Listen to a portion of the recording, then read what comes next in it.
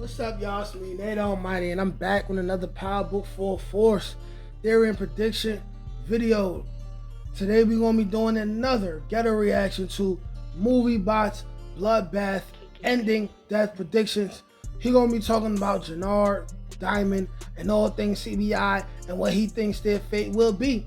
Let's see if we agree with what he's talking about.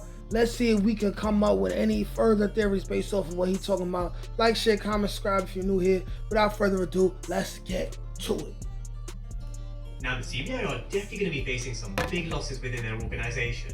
In the trailers and teasers that we've seen, we can see them pouring a drink out for one or more of their CBI brothers that they may have lost. So I do think there are going to be some smoking on the dead CBI numbers that do drop from the CBI side, especially when you're in a war against the Marquez cartel. If you're going up against the cartel, we know they ain't shy when it comes to spilling blood. But what about the two brothers at the top, the CBI brothers, Jernard and Diamond? With Jernard, I do think he is a dead man walking in his final season. Going back to the JP scenario, if he is the one to kill JP, then there's just simply no way he can survive. Tommy's definitely going to get him, maybe even D-Mac gets him, or maybe even both. Just like how we saw Ghost and Tommy kill Milan and Lobos together. Maybe D-Mac and Tommy kill Jernard together. I mean, go back to the scene where Kate tells Tommy, make them suffer. But regardless of whether Jernard kills JP or not, I do think he's going to be acting quite wild in season 3. If he doesn't kill JP, then maybe he's someone that Tommy could set up to go to prison. Maybe Jernard ends up where Diamond started in Force, which is... Don't say Tommy sets him up to go to prison, man, like Tommy's a rat. Don't do that, Brody. That's something Ghost would do, not Tommy. Is behind bars. We've seen Tommy pull the move with Claudia and the Serbs, and we know law enforcement are going to be on the hunt. Did he not see that clip that everybody saw already? He didn't see that shit? Do you think they will also kind of get a small win during season 3?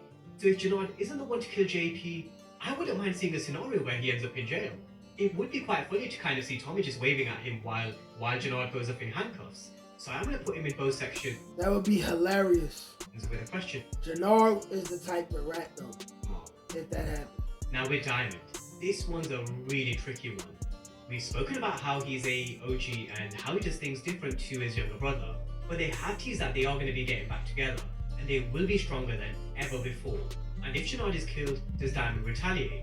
Do we really see a scenario where we see Tommy versus Diamond? Because if we do, again, there can only be one winner. We also have to remember there are a lot of threats like the Marquez cartel and law enforcement. I personally can't see Diamond's story ending up with him being arrested. Correct me if I'm wrong, I do believe he was inside for 15 years, and if one of the CBI brothers were to end up behind bars, I do think Jernard is probably more likely than Diamond. But with it being the final chapter in Chicago, most of these storylines do have to be closed off for these characters, because they won't be returning for Legacy, and I doubt we'll be returning to Chicago either. If there's a real battle in the streets for Chicago, there can only be one winner, because these guys have clearly shown they can't work together in the long run. Yeah, it's getting tricky. It's getting real tricky for them. Especially if the CBI are in a war with the Marquez cartel. So, for that reason, I do think Diamond is probably out here as well.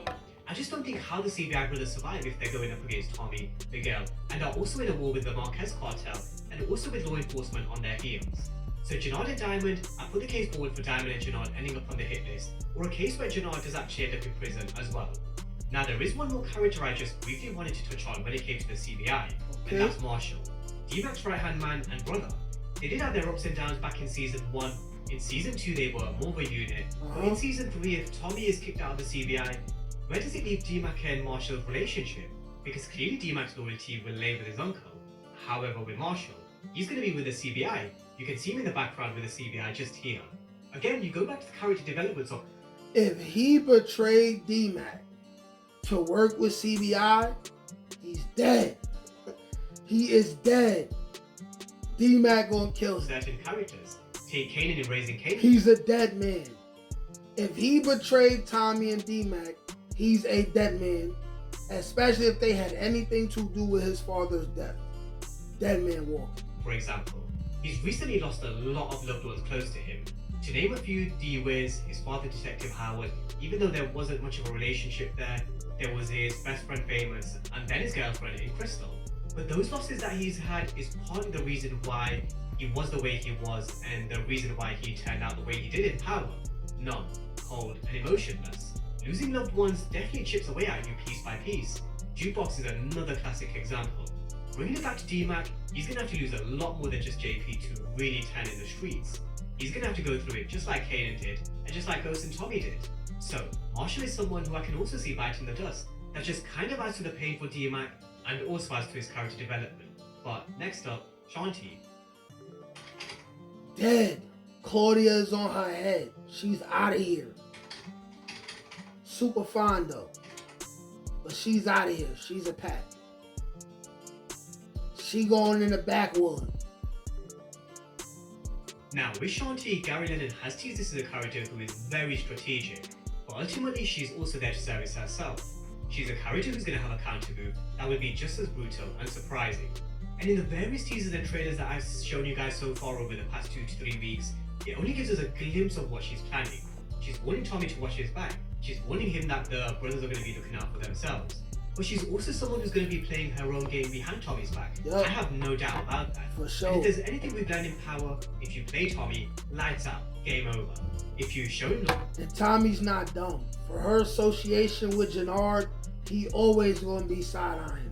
Always going to be looking around. Like, he's not going to trust Shanti. He's going to take everything with a grain of salt. He's going to see what she's willing to do to prove her loyalty to him. But he's never going to trust her.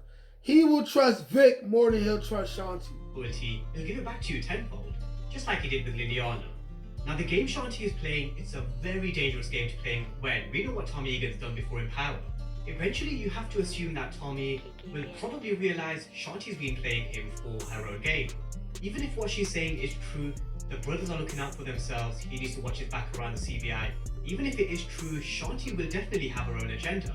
She made it clear in Season 2 that she wants to get rid of Tommy, she wants to get rid of Diamond, and then she wants to take over the organization. So I think there's only one end for a character like Shanti. I think she's a character that's going to be out of here.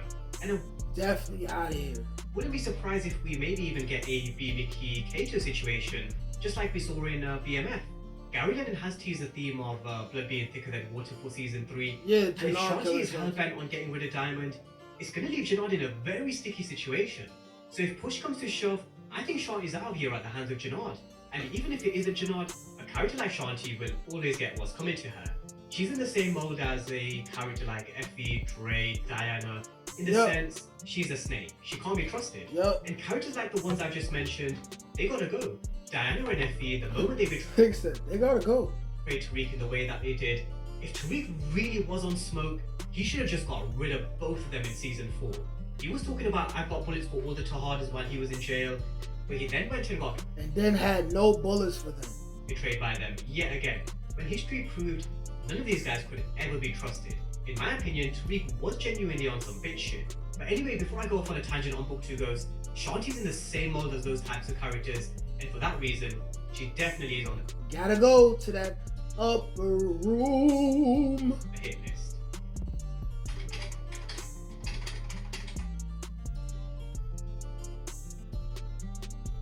Now, for law enforcement, they're definitely going to be playing a big role in Season 3, that's for sure. In every teaser and trailer that we've seen, Stacey Marks isn't there with the thick of the action, so is Stacey's husband Bobby DeFranco. But they're not immune to the 3 scenarios either. In fact, there is another category when it comes to law enforcement, and that's suspension. We've seen law enforcement officers being killed off before, we've seen some being questioned where they were at risk themselves or being put in an orange jumpsuit. We've had characters like Jenny Sullivan leave New York, and we've seen many being suspended during our time on Power. Angela, Cooper Sachs, Joe Proctor, Davis McLean, that's just to name a few. So there are a few scenarios with how it could actually end up with those guys with budget. Listen, Detective Stacey Marks, she got a wife at home, or ex-wife I'm hearing. She got bigger fish to fry in Chicago. She don't have time to be a cop that we care about. With Stacey Marks and Bobby DeFranco, this white sheet that he lifted up here, this did look personal. This does look like a victim that he knows. It doesn't mean that it's Stacey Marks, but there's no boobs. So that's not Stacey Marks over there under that white sheet. There's no boobs. That was a dude. Can't teach that shit, nigga. Come on. That's God-gifted. That's touched by an ink. That's on the dome, nigga.